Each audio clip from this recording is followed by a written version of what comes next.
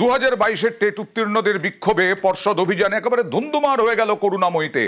বহু টেট উত্তীর্ণ তারা এলেন করুণাময়ীর রাস্তায়, তারপরে বিক্ষোভে বসে পড়লেন রাস্তায়। সেখান থেকে টানা হ্যাচড়া করে প্রিজন ভ্যানে বাসে তুলল পুলিশ। দেখুন সেই সময়ের ছবি। করুণাময়ীতে চাকরি প্রার্থীদের অভিযান ঘিরে ধুন্ধুমার।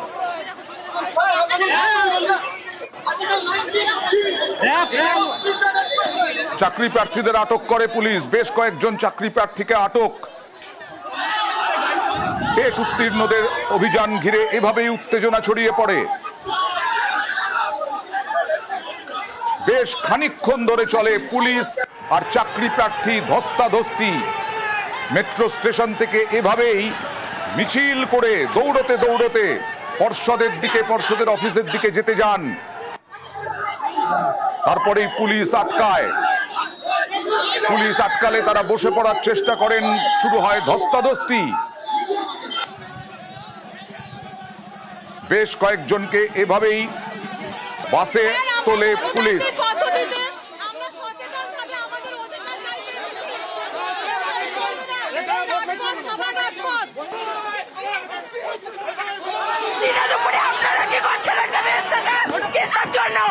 আমি আমার নিজের দাবি জানাতে রাস্তায় নেমেছি। 3 বছর ধরে বসে রয়েছি। ইন্টারভিউ নোটিশ দিয়ে আমাদের ইন্টারভিউ নোটিফিকেশন দিতে হবে। আমরা স্বচ্ছভাবে পাস করেছি। আমরা মাননীয়ের কাছে চাকরি চাইছি না, আমরা শুধু চাই আমাদের স্বচ্ছভাবে পাস করেছি, আমাদের ইন্টারভিউ নোটিফিকেশন টুকু দাও। 50,000 ইন্টারভিউ নোটিফিকেশন চাই। 8 বছর হয়ে গেল এখনো পর্যন্ত আমরা ইন্টারভিউ নোটিশ পাইনি। আমাদেরকে নোটিশ দিন, না পুলিশের গুলি দিন, যে কোনো একটা দিন। এইভাবে বেঁচে থাকার কোনো অর্থই হয় না। কথা বলবো বিশ্বজিতের সঙ্গে, তবে তার আগে আরো একবার আপনাদের জানাই যে এই হচ্ছে তখনকার পরিস্থিতি। এখনো কিছু মিছিলের চেষ্টা, আরো ফোর্স, আরো পুলিশ যাচ্ছে পরিস্থিতি সামলাতে। চাকরি প্রার্থীরা বারবার এসে বিক্ষোভ দেখাচ্ছেন। একের পর এক বাস আসছে, ধরপাকড় করা হচ্ছে। কথা বলবো বিশ্বজিতের সঙ্গে। বিশ্বজিৎ, এখন কি পরিস্থিতি? দফায় দফায় বিক্ষোভ হচ্ছে। এরা প্রায় 50,000 পরীক্ষার্থী তারা আসবেন বলেছিলেন এবং দফায় দফায় মেট্রো ভবনের সামনে, সেখান থেকে তাদেরকে মেট্রো স্টেশনের দিকে সরিয়ে দেওয়া হলো। কিন্তু আরও একদল তারা আবার এসে ঠিক এপিসি ভবন, অর্থাৎ আচার্য প্রফুল্লচন্দ্র ভবন প্রাথমিক শিক্ষা পর্ষদের যে অফিসে, পর্ষদের অফিসের কাছাকাছি চলে গেছিল। একেবারে সেই দরজায় দাঁড়িয়ে তারা বিক্ষোভ এবং জাতীয় পতাকা নিয়ে বিক্ষোভ দেখাচ্ছিল। সেই মুহূর্তে পুলিশ তাদেরকে ধরে আবার এক দফায় তাদেরকে বাসে তোলে এবং সেখানে একজন আন্দোলনকারী অসুস্থ হয়ে পড়ে। এবং তারপর আরো একদল, যখন তারা এখানে বিক্ষোভ দেখাচ্ছেন এপিসি ভবনের ঠিক সামনে, তখন আরো একদল তারা আবার একটু দূরে বিক্ষোভ দেখাচ্ছে রাস্তার ওপারে। অর্থাৎ জায়গায় জায়গায় বিক্ষোভ, ছোট ছোট আকারে বিক্ষোভ, এবং পুলিশকে কার্যত নাস্তানাবুদ করে ছাড়ছেন আন্দোলনকারীরা। একদিকে তারা বিকাশ ভবনের দিকে যাবেন বলে মুখ করলেন, আবার অন্যদিকে থেকে আর একটা ছোট দল এসে বিক্ষোভ করছে। অর্থাৎ এইভাবে তাদের স্ট্র্যাটেজি পরিবর্তন করে কার্যত পুলিশকে হয়রানি করছে। বিভিন্ন জায়গায় কি চুপ করে বসে রয়েছেন চাকরি প্রার্থীরা এবং তারপরে তারা ধেয়ে আসছেন?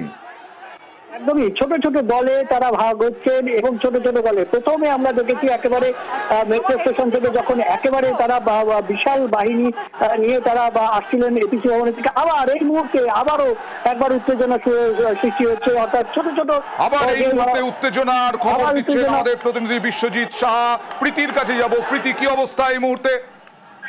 দেখো, যেমনটা আমাদের প্রতিনিধি বিশ্বজিৎ বলছিল যে রণক্ষেত্রের চেহারা নিয়েছিল এর আগেও, এবং আবারও যে ছত্রভঙ্গ করে দেওয়ার পর মগ যে চারিপাশ থেকে জল আওয়াজ ব্রেক তা কিন্তু শুরু হয়ে গেছে। আমার তোমাকে আমি জানিয়ে হয়েছে যে পুলিশের তরফে কিন্তু এখানে ছিল, বাস রেখে দেওয়া হয়েছিল, তাদেরকে ধরপাকড় করে বাসে তোলা হচ্ছিল, মগ ক্লিয়ার হয়ে গেছিল, ছত্রভঙ্গের কাজে একেবারে কাজটাও করতে হয়েছে। তো আবারও দেখা গেছে যে আশেপাশ থেকে যে সমস্ত চাকরির প্রার্থীরা বিভিন্ন প্রান্তে সরে গিয়েছিলেন তারা কিন্তু আবার একত্রিত হন এবং সেক্টর 5 এর দিক থেকে এপিসি ভবনের দিকে আবারও মিছিল করে ইতিমধ্যে যে ছবি দেখাচ্ছি তারা রাস্তায় বসে পড়েছেন এবং রাস্তায় বসে পড়ে বিক্ষোভ দেখাচ্ছেন। তারা কিন্তু বলছেন যে শূন্য পদ রয়েছে, সেই শূন্য পদ আবার নতুন করে কিছুটা উত্তেজনা ছড়িয়েছে। আমরা নিশ্চয়ই এই পরিস্থিতির দিকে নজর রাখবো।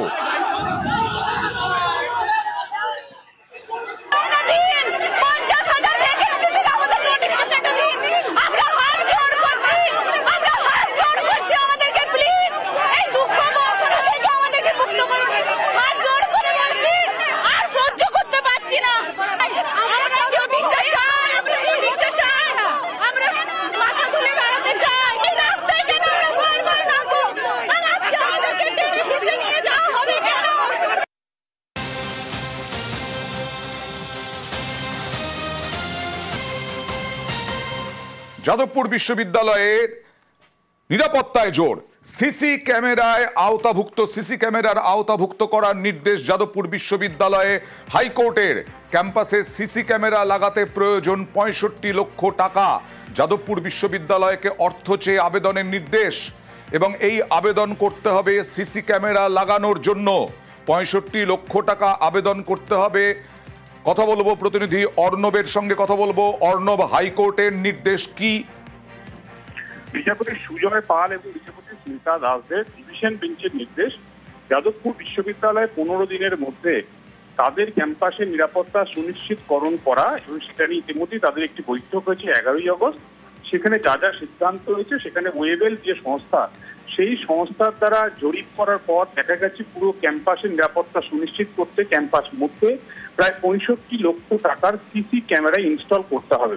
এবং এই সিসি ক্যামেরা ইনস্টল করার জন্য উচ্চশিক্ষা দপ্তরের তারা যে অর্থ লাগবে, যে পরিকাঠামো লাগবে, সেই সমস্ত আবেদন তারা 15 দিনের মধ্যে করবে।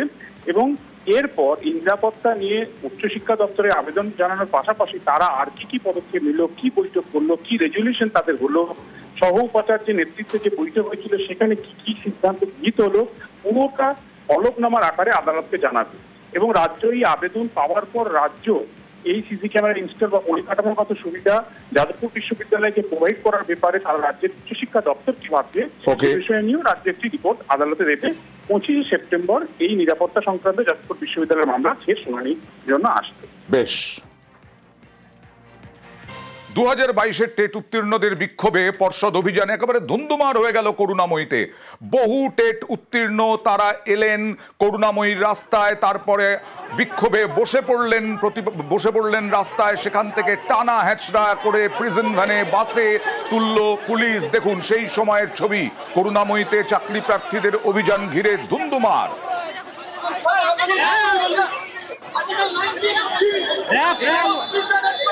চাকরি প্রার্থীদের আটক করে পুলিশ, বেশ কয়েকজন চাকরি প্রার্থীকে আটক। টেট উত্তীর্ণদের অভিযান ঘিরে এভাবেই উত্তেজনা ছড়িয়ে পড়ে। বেশ খানিকক্ষণ ধরে চলে পুলিশ আর চাকরি প্রার্থী ধস্তাধস্তি। মেট্রো স্টেশন থেকে এভাবেই মিছিল করে দৌড়তে পর্ষদের অফিসের দিকে যেতে যান। তারপরেই পুলিশ আটকালে তারা বসে পড়ার চেষ্টা করেন, শুরু হয় ধস্তাধস্তি। বেশ কয়েকজনকে এভাবেই বাসে তোলে পুলিশ।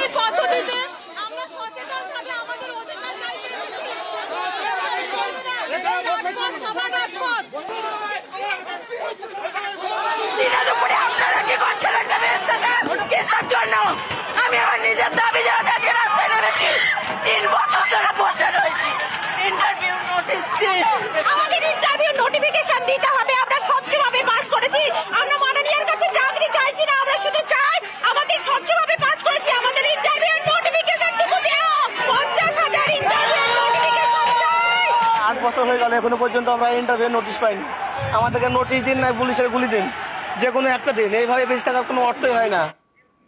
কথা বলবো বিশ্বজিতের সঙ্গে, তবে তার আগে আরো একবার আপনাদের জানাই যে এই হচ্ছে তখনকার পরিস্থিতি। এখনো কিছু মিছিলের চেষ্টা, আরো ফোর্স, আরো পুলিশ যাচ্ছে পরিস্থিতি সামলাতে। চাকরি প্রার্থীরা বারবার এসে বিক্ষোভ দেখাচ্ছেন, একের পর এক বাস আসছে, ধরপাকড় করা হচ্ছে। কথা বলবো বিশ্বজিতের সঙ্গে। বিশ্বজিৎ, এখন কি পরিস্থিতি? দফায় দফায় বিক্ষোভ হচ্ছে। প্রায় 50,000 পরীক্ষার্থী তারা আসবেন বলেছিলেন, এবং দফায় দফায় মেট্রো ভবনের সামনে, সেখান থেকে তাদেরকে মেট্রো স্টেশনের দিকে সরিয়ে দেওয়া হলো। কিন্তু আরও একদল তারা আবার এসে এপিসি ভবন, অর্থাৎ আচার্য প্রফুল্লচন্দ্র ভবন প্রাথমিক শিক্ষা পর্ষদের যে পর্ষদের অফিসের কাছাকাছি চলে গেছিল। একেবারে সেই দরজায় দাঁড়িয়ে তারা বিক্ষোভ এবং জাতীয় পতাকা নিয়ে বিক্ষোভ দেখাচ্ছিল। সেই মুহূর্তে পুলিশ তাদেরকে ধরে আবার এক দফায় তাদেরকে বাসে তোলে এবং সেখানে একজন আন্দোলনকারী অসুস্থ হয়ে পড়ে এবং তারপর আরো এক দল যখন তারা এখানে বিক্ষোভ দেখাচ্ছেন এপিসি ভবনের ঠিক সামনে, তখন আরো এক দল তারা আবার একটু দূরে বিক্ষোভ দেখাচ্ছে রাস্তার ওপারে। অর্থাৎ জায়গায় জায়গায় বিক্ষোভ, ছোট ছোট আকারে বিক্ষোভ এবং পুলিশকে কার্যত নাস্তানাবুদ করে ছাড়ছেন আন্দোলনকারীরা। একদিকে তারা বিকাশ ভবনের দিকে যাবেন বলে মুখ করলেন, আবার অন্যদিকে থেকে আর একটা ছোট দল এসে বিক্ষোভ করছে। তাতে এইভাবে তাদের স্ট্র্যাটেজি পরিবর্তন করে কার্যত পুলিশকে হয়রানি করছে এবং মানে বিভিন্ন জায়গায় কি চুপ করে বসে রয়েছেন চাকরি প্রার্থীরা এবং তারপরে তারা ধেয়ে আসছেন? একদমই ছোট ছোট দলে তারা ভাগ হচ্ছেন এবং ছোট ছোট দলে প্রথমে আমরা দেখেছি একেবারে মেট্রো স্টেশন থেকে যখন একেবারে তারা বিশাল বাহিনী নিয়ে তারা আসছিলেন এপিসি ভবনের থেকে, আবার এই মুহূর্তে আবারও একবার উত্তেজনা সৃষ্টি হচ্ছে। অর্থাৎ ছোট ছোট আবার এই মুহূর্তে উত্তেজনার খবর দিচ্ছেন আমাদের প্রতিনিধি বিশ্বজিৎ সাহা। প্রীতির কাছে যাব। প্রীতি, কি অবস্থা এই মুহূর্তে? দেখো, যেমনটা আমাদের প্রতিনিধি বিশ্বজিৎ বলছিল যে রণক্ষেত্রের চেহারা নিয়েছিল এর আগেও এবং আবারও যে ছত্রভঙ্গ করে দেওয়ার পর মগ যে চারিপাশ থেকে জল আওয়াজ ব্রেক তা কিন্তু শুরু হয়ে গেছে। আমার তোমাকে আমি জানিয়ে রাখি যে পুলিশের তরফে কিন্তু এখানে ছিল, বাস রেখে দেওয়া হয়েছিল, তাদেরকে ধরপাকড় করে স্যান্ডেল বাসে তোলা হচ্ছিল, মগ ক্লিয়ার হয়ে গেছিল, ছত্রভঙ্গের কাজে একেবারে কাজটাও করতে হয়েছে। তো আবারও দেখা গেছে যে আশেপাশ থেকে যে সমস্ত চাকরির প্রার্থীরা বিভিন্ন প্রান্তে সরে গিয়েছিলেন তারা কিন্তু আবার একত্রিত হন এবং সেক্টর ফাইভের দিক থেকে এপিসি ভবনের দিকে আবারও মিছিল করে ইতিমধ্যে যে ছবি দেখাচ্ছি তারা রাস্তায় বসে পড়েছেন এবং রাস্তায় বসে পড়ে বিক্ষোভ দেখাচ্ছেন। তারা কিন্তু বলছেন যে শূন্য পদ রয়েছে, সেই শূন্য পদ আবার নতুন করে কিছুটা উত্তেজনা ছড়িয়েছে। আমরা নিশ্চয়ই এই পরিস্থিতির দিকে নজর রাখবো।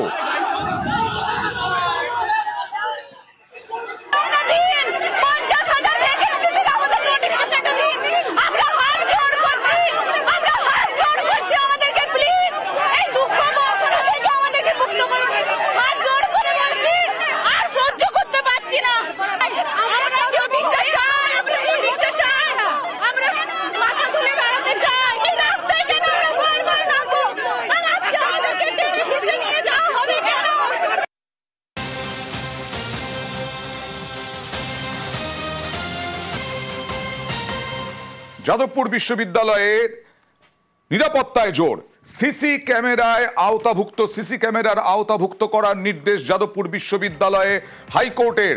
ক্যাম্পাসে সিসি ক্যামেরা লাগাতে প্রয়োজন 65 লক্ষ টাকা। যাদবপুর বিশ্ববিদ্যালয়কে অর্থ চেয়ে আবেদনের নির্দেশ এবং এই আবেদন করতে হবে সিসি ক্যামেরা লাগানোর জন্য। 65 লক্ষ টাকা আবেদন করতে হবে। কথা বলবো প্রতিনিধি অর্ণবের সঙ্গে, কথা বলবো। অর্ণব, হাইকোর্টের নির্দেশ কি? বিচারপতি সুজয় পাল এবং বিচারপতি স্মিতা দাসদের ডিভিশন বেঞ্চের নির্দেশ, যাদবপুর বিশ্ববিদ্যালয়ে 15 দিনের মধ্যে তাদের ক্যাম্পাসের নিরাপত্তা সুনিশ্চিতকরণ করা এবং সেটা নিয়ে ইতিমধ্যেই তাদের একটি বৈঠক হয়েছে 11ই আগস্ট। সেখানে যা যা সিদ্ধান্ত হয়েছে সেখানে ওয়েবেল যে সংস্থা, সেই সংস্থার দ্বারা জরিপ করার পর দেখা গেছে পুরো ক্যাম্পাসের নিরাপত্তা সুনিশ্চিত করতে ক্যাম্পাস মধ্যে প্রায় 65 লক্ষ টাকার সিসি ক্যামেরা ইনস্টল করতে হবে। এবং এই সিসি ক্যামেরা ইনস্টল করার জন্য উচ্চশিক্ষা দপ্তরে তারা যে অর্থ লাগবে, যে পরিকাঠামো লাগবে, সেই সমস্ত আবেদন তারা 15 দিনের মধ্যে করবে। এবং এরপর নিরাপত্তা নিয়ে উচ্চশিক্ষা দপ্তরে আবেদন জানানোর পাশাপাশি তারা আর কি পদক্ষেপ নিল, কি বৈঠক করলো, কি রেজলিউশন তাদের হলো, সহ উপাচার্যের নেতৃত্বে যে বৈঠক হয়েছিল সেখানে কি সিদ্ধান্ত গৃহীত হলো, পুরোটা হলফনামার আকারে আদালতকে জানাবে। এবং রাজ্য এই আবেদন পাওয়ার পর রাজ্য এই সিসি ক্যামেরা ইনস্টল বা পরিকাঠামোগত সুবিধা যাদবপুর বিশ্ববিদ্যালয়কে প্রোভাইড করার ব্যাপারে তারা রাজ্যের উচ্চশিক্ষা দপ্তর কি ভাবছে সেই বিষয়ে নিয়েও রাজ্য একটি রিপোর্ট আদালতে দেবে। 25 সেপ্টেম্বর এই নিরাপত্তা সংক্রান্ত যাদবপুর বিশ্ববিদ্যালয়ের মামলা শেষ শুনানির জন্য আসবে। বেশ।